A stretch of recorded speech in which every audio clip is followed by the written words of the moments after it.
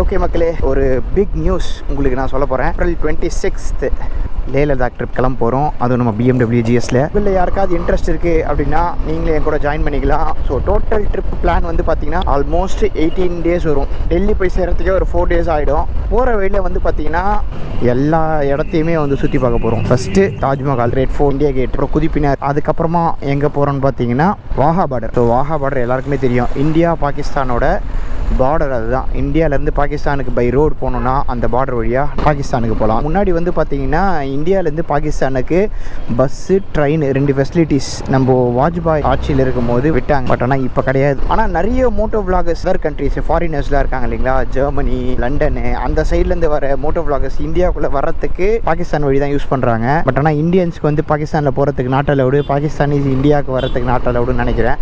மற்ற கண்ட்ரியெல்லாம் இந்த வழியாக வந்து உள்ள என்ட்ரி போடுறாங்க. ஸோ வாகா பார்டரில் வந்து அந்த டெய்லியும் ஃப்ளாக் ஹாஸ்டிங் பண்ணுவாங்க. பயங்கரமாக இருக்கும் அந்த ஃபங்க்ஷனு. அந்த கேட் ஓப்பன் பண்ணிவிட்டு க்ளோஸ் பண்ணுவாங்க, சல்யூட் பண்ணுறது, அதெல்லாம் வேறு லெவலில் இருக்கும். ஈவினிங் மட்டும்தான் பண்ணுவாங்க. ஈவினிங் 4 o'clock to 6 o'clock வரைக்கும் தான் அது. ஸோ ஒரு மார்னிங் கிளம்புனா ஒரு 4 o'clock நம்ம வந்து அங்கே போய் ரீச் ஆகிடலாம். அது முடிச்சுட்டு நேராக அம்ரிஸ்டர் கோல்டன் டெம்பிள் பார்க்கலாம். ஸோ பஞ்சாபில் ரொம்ப ரொம்ப ரொம்ப ஃபேமஸான ஒரு டெம்பிள். ஸோ அதை பார்த்து முடிச்சுட்டு நம்ம அங்கேருந்து மார்னிங்கே வந்து நேராக ஜம்மு அண்ட் காஷ்மீர் உள்ள என்ட்ரி ஆகிடுவோம். அங்கேருந்து ஃபஸ்ட்டு ஸ்டேவே வந்து பார்த்தீங்கன்னா உதம்பூர். இப்போது புதுசாக வந்து ரயில்வே பிரிட்ஜ் ஒன்று இருக்கிறதுலே வேர்ல்டு ஹையஸ்ட் ரயில்வே பிரிட்ஜ் அங்கே கட்டியிருக்காங்க. வேறு லெவலில் இருக்கும். முடிஞ்சால் அதை பார்க்கலாம். உதம்பூரில் நைட் வந்து அங்கே ஸ்டே பண்ணிவிட்டு அங்கேருந்து அங்கேருந்து ஒரு 200 kilometers தான் வரும் ஸ்ரீநகருக்கு. ஸ்ரீநகர் ரீச் ஆகிட்டு ஸ்ரீநகரில் ஒன் டே நம்ம ஸ்பெண்ட் பண்ணலாம். அடுத்த நாள் காலையில் ஸ்ரீநகரில் சுற்றி பார்க்கறதுக்கு என்னென்ன இருக்குது, டால் லேக் இருக்குது. ஃபஸ்ட்டு ஷாப்பிங் பண்ணலாம். அதுக்கப்புறமா நம்மளுக்கு வின்டர் கிளாத்ஸ் எதனா வேணும், ஜாக்கெட்ஸ் எதனா வேணும், க்ளவுஸ் அதெல்லாம் எதனா வேணும்னா நம்ம ஸ்ரீநகர்லேயே வாங்கிக்கலாம். ஏன்னா ஸ்ரீநகர்லாம் ஓரளவுக்கு சீப்பாக இருக்கும். வேறு எங்கன்னா போனீங்கன்னா வந்து கொஞ்சம் காஸ்ட்லியாக தான் இருக்கும்.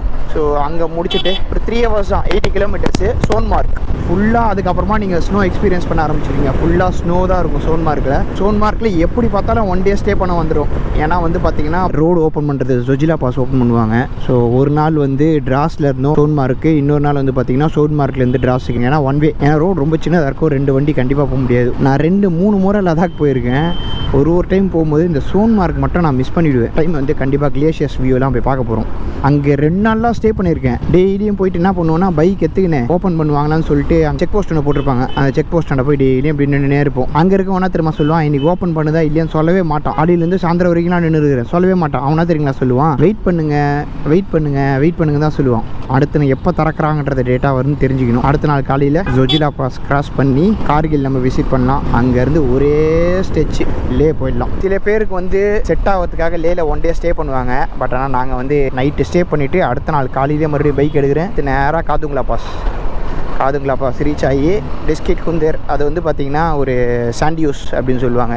சாண்டியூஸ்னால் ஒன்றும் இல்லைங்க, பாலைவனம் மாதிரி இருக்கும், கோல்டஸ்ட் பாலைவனம். அந்த இடத்துல நம்ம ஸ்டே பண்ணலாம். அந்த டபுள் ஹப் கேமெல்லாம் இருக்கும், அதெல்லாம் நம்ம பார்க்கலாம் அங்கே. அப்புறம் அங்கே ஒரு மானிஸ்ட்ரி இருக்குது, புத்தரோட இது ஒன்று இருக்குது. ஸோ அது பார்க்கலாம். அங்கே ஸ்டே பண்ணிட்டு அடுத்த நாள் காலையில் வண்டி எடுத்துன்னு வச்சுக்கோங்களேன், அங்கேருந்து 280 kilometers பேங்காங்லேக்கு ரீச் ஆகிடலாம். ஸோ ஒரு 6 to 7 hours ஜேர்னி இருக்கும். அங்கே போய் ரீச் ஆகிட்டு பேங்காங்லேக்கு ஈவினிங் பார்க்கலாம். அதுக்கு அடுத்த நாள் மார்னிங்கும் வந்து அங்கே பேங்காங்லேக்கு ஸ்டே பண்ணிவிட்டு நைட்டு ஃபுல்லாக அங்கே தான் பேங்காங்லேக்கில் டெம்பரேச்சர் எவ்வளோ தெரியுங்களா இருக்கும், மைனஸில் தான் இருக்கும். லேக் வந்து வின்டர் டைமில் வந்து ஃப்ரோசன் டைமில் இருக்கும். அதுவும் லேக்கோட ஸ்பெஷாலிட்டினா பார்த்தீங்கன்னா 30% தான் belongs to India.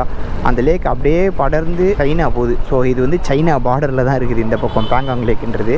Bangkok lakh பார்த்து முடிச்சுட்டு ஹன்லே, அங்கேருந்து ஒரு 300 kilometers ஆல்மோஸ்ட் வந்துடும். 280 to 300 kilometers ஹன்லே. அப்புறம் ஹன்லேலேருந்து மறுபடியும் பைக்கு காலையில் எடுத்தோன்னா உம்லிங்லா. இந்த தடவை உம்லிங்லா டச் பண்ணாமல் வர்றதாவே இல்லை. உம்லிங்லா பாஸ் கம்பல்சரி போய் ஆகணும். மறுபடியும் உம்லிங்லாலேருந்து ஹன்லே வந்து ஸ்டே பண்ணிடுறோம் மறுபடியும் ஒரு நைட்டு. ஏன்னா எனக்கு வந்து கரெக்டாக தெரியல ஹன்லேலேருந்து உம்லிங்லா பாஸ் எவ்வளோ தூரம்னு சொல்லிட்டு, அதனால் எவ்வளோ டைம் ஆகுன்றது கரெக்டாக தெரியல. அதனால் நான் 1 day டைமே நான் அந்த இடத்துல வச்சுக்கிட்டேன். ஸோ ரிட்டன் வந்து மறுபடியும் ஹன்லேயில் ஸ்டே பண்ணிவிட்டு ஹன்லேலேருந்து டேரெக்டாக லே, அதுவும் ஆல்மோஸ்ட் வந்து ஒரு 300 kilometers வந்துடும் ஹன்லேலேருந்து லேக்கு. ஹன்லேலேருந்து லே வர வழி வந்து full and full off road தான். சாங்லா பாஸ்ன்னு ஒன்று இருக்குது, அதுவும் வேறு லெவலில் இருக்கும். காதுங்களா பாஸ் மாதிரி தான். ஃபஸ்ட்டு இப்போதைக்கு டாப்பஸ்ட்டு மோட்டரபிள் ரோடு வந்து பார்த்தீங்கன்னா உம்லிங்லா பாஸ். செகண்ட் வந்து பார்த்தீங்கன்னா காதுங்களா பாஸ். உம்லிங்லா பாஸ் வந்து 19,000 feet, காதுங்களா பாஸ் வந்து பார்த்தீங்கன்னா 18,000 feet சம்திங்கு. தேர்ட் பிளேஸில் இருக்கிறது நம்ம சாங்லா பாஸ் இருக்குது.